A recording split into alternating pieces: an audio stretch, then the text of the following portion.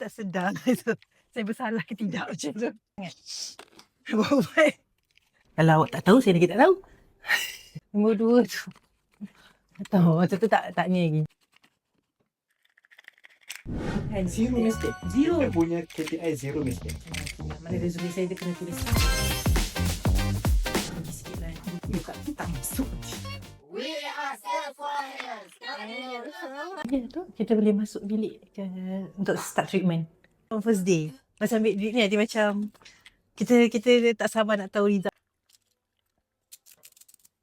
Pendengar Ramadan ni sekali klinik bagi apa? Ke rumah Ajwa. Okey. InsyaAllah nanti diorang akan contact lah. Dulu phone kan. Oh. Pagi ataupun malam. Faham. Serum. Hari ni ada supplement? Tak ada. Ada suplemen. Ada.